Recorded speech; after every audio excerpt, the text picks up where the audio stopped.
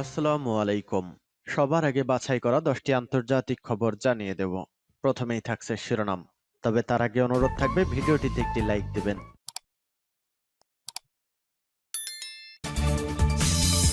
এই মুহূর্তে পয় ইউক্রেন রাশিয়ার যুদ্ধের সর্বশেষ আপডেট সংবাদ। সন্ধিক্ষণে বিশ্ব রাশিয়ার বিরুদ্ধে যুদ্ধ শুরু হয়েছে বলছে পুতিন।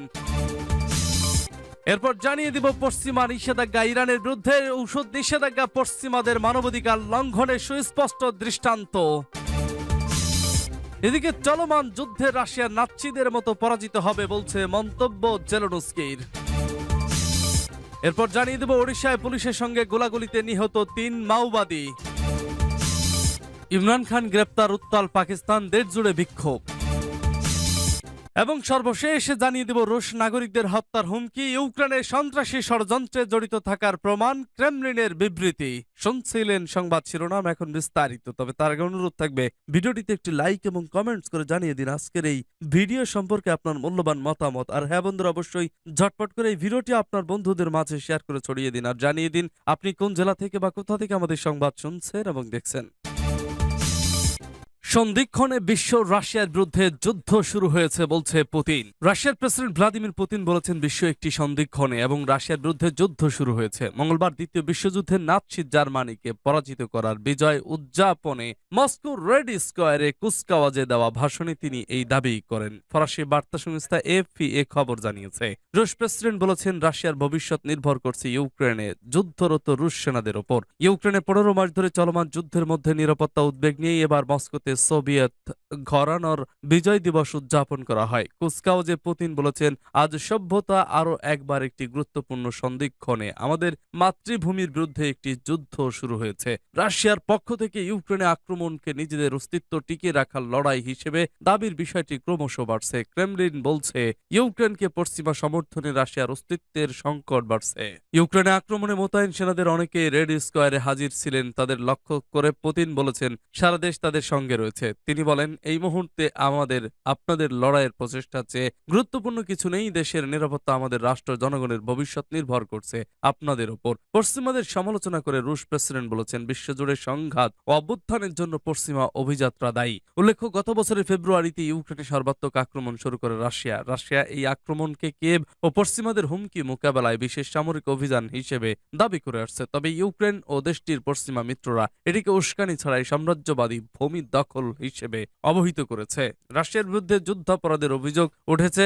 আক্রমণের ঘটনায় মস্কোর উপর নজিরবিহীন নিষেধাজ্ঞা জারি করেছে যুক্তরাষ্ট্র সহ পশ্চিমা দেশগুলো।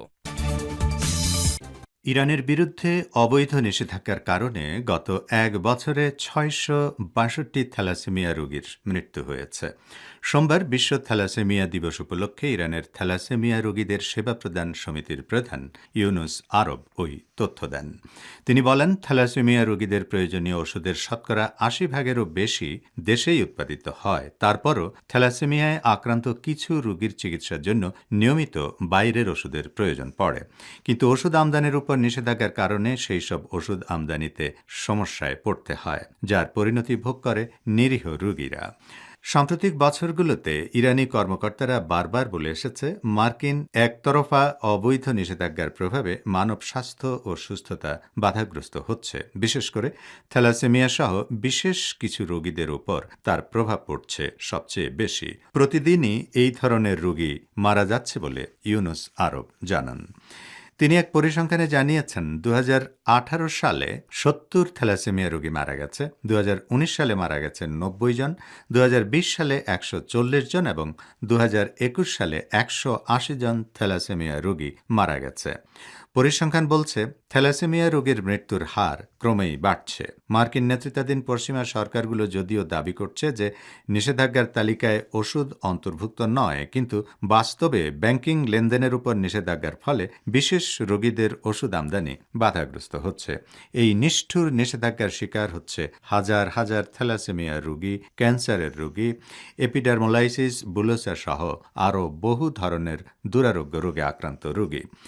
জাতিসংঘের মানবাধিকার পরিষদের বিশেষজ্ঞরাও ইরানে থ্যালাসেমিয়া রোগীদের নিয়ে গবেষণা করে জানতে পেরেছেন মার্কিন নিষেধাজ্ঞার কারণে এইসব দুরারোগ্য রোগীর প্রয়োজনীয় ওষুধ আমদানিতে সমস্যা হচ্ছে।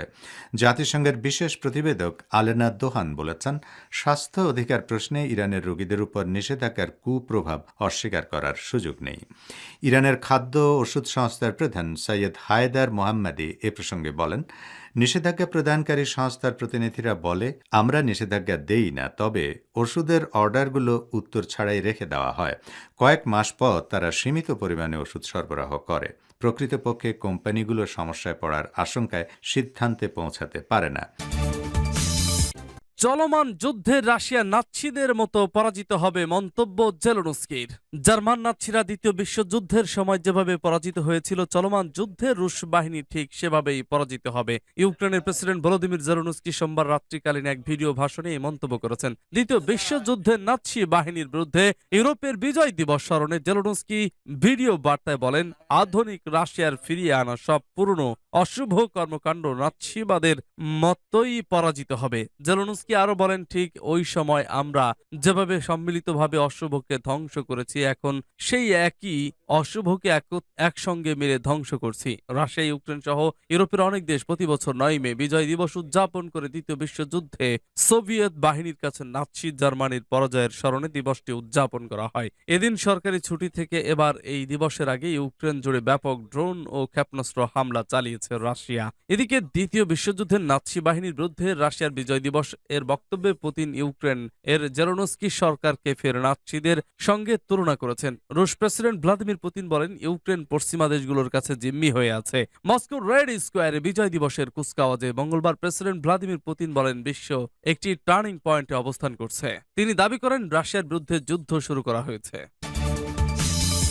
ওড়িশায় পুলিশের সঙ্গে গোলাগুলিতে নিহত 3 মাওবাদী। ভারতে পুলিশের সঙ্গে গোলাগুলিতে অন্তত 3 জন মাওবাদী নিহত হয়েছেন। ওড়িশা রাজ্যের কালাহান্ডি জেলার জঙ্গলে এ সংঘর্ষ হয়। রাজ্য পুলিশের মহাপরিচালক সুনীল বনশল এ তথ্য নিশ্চিত করেছেন। সুনীল বলেন, মঙ্গলবার সকালে পুলিশি টহলদারির সময় কালাহান্ডি এবং কন্ধমল জেলার সীমানাবর্তী জঙ্গলে সংঘর্ষের ঘটনা ঘটে। মাওবাদীদের গুলিতে পুলিশের ডিএসপি পদমর্যাদার এক কর্মকর্তা আহত হয়েছেন জানিয়ে সুনীল বলেন, আহত পুলিশ কর্মকর্তাকে দ্রুত বলাঙ্গীরের ভীমা ভৈ মেডিকেল কলেজ ও হাসপাতালে নিয়ে যাওয়া হয়েছে।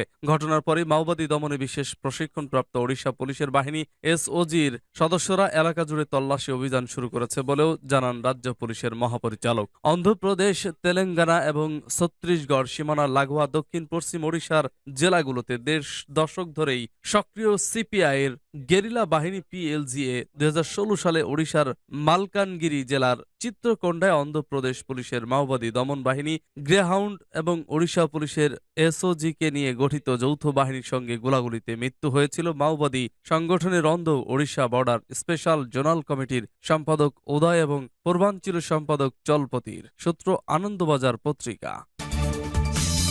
ইমরান খান গ্রেপ্তার, উত্তাল পাকিস্তান, দেশ জুড়ে বিক্ষোভ। পাকিস্তানের সাবেক প্রধানমন্ত্রী ও প্রধান বিরোধী দল তেহরিক ইনসাফের চেয়ারম্যান ইমরান খানের গ্রেপ্তারে উত্তাল হয়ে উঠেছে দেশটির রাজনৈতিক অঙ্গন। দেশ জুড়ে বিক্ষোভ প্রতিবাদে ফেটে পড়েছে খানের সমর্থকরা। প্রাদেশিক রাজধানী করাচি, লাহোর ও পেশোয়ার সহ দেশের সবগুলো বড় শহরের রাজপথ এখন পিটিআই নেতাকর্মীদের দখলে। এদিকে পিটিআই নেতাকর্মীদের বিক্ষোভ প্রতিবাদ দমাতে শহরে শহরে অতিরিক্ত পুলিশ মোতায়েন করা হয়েছে। এরই মধ্যে পাকিস্তানের দ্বিতীয় বৃহত্তম শহর করাচিতে জল কামান ও টিয়ার গ্যাস ব্যবহার করে বিক্ষোভকারীদের ছত্রভঙ্গ করার চেষ্টা করছে পুলিশ। লাহোরের পূর্বাঞ্চলে ইমরান খানের বাসভবনের পাশেই জড়ো হয়ে বিক্ষোভ করছেন পিটিআই নেতাকর্মীরা। সেখানেও বিক্ষোভ ছত্রভঙ্গ করতে পুলিশ জল কামান ও টিয়ার গ্যাস ব্যবহার করছে বলেও স্থানীয় সংবাদ মাধ্যমের খবরে বলা হয়েছে। পিটিআই চেয়ারম্যান ইমরান খানের বিরুদ্ধে বেশ কয়েকটি মামলা রয়েছে। এসব মামলায় এর আগে কয়েকবার গ্রেপ্তারের চেষ্টা করেও ব্যর্থ হয় পুলিশ। মঙ্গলবার ইসলামাবাদ হাইকোর্টে হাজিরা দিতে গেলে আদালতে রুশ নাগরিকদের হত্যার হুমকি, ইউক্রেনের সন্ত্রাসী ষড়যন্ত্রে জড়িত থাকার প্রমাণ। রাশিয়ার প্রেসিডেন্টের সরকারি দপ্তর ক্রেমলিনের মুখপাত্র দিমিত্রি পেসকভ বলেছেন, ইউক্রেনের গোয়েন্দা প্রধান বিশ্বের যে কোনো স্থানে রাশিয়ার নাগরিকদের হত্যার ব্যাপারে যে হুমকি দিয়েছেন তার মধ্য দিয়ে ইউক্রেনের সন্ত্রাসবাদী ষড়যন্ত্রে জড়িত থাকার প্রমাণ স্পষ্ট হয়েছে। ইউক্রেনের সেনা গোয়েন্দা প্রধানের বক্তব্যের কঠোর নিন্দা জানান দিমিত্রি পেসকভ। ইউক্রেনের সামরিক গোয়েন্দা প্রধান কিরিল বোধানভ গত সপ্তাহে বিশ্বব্যাপী রুশ নাগরিকদের হত্যার হুমকি দেন। আমেরিকা ভিত্তিক ইয়াহু নিউজকে বোধানভ বলেন, আমরা রাশিয়ার নাগরিকদের হত্যা করছি এবং ইউক্রেনের জন্য সম্পূর্ণ বিজয় অর্জিত না হওয়া পর্যন্ত বিশ্বব্যাপী রুশ নাগরিকদের হত্যা অব্যাহত থাকবে।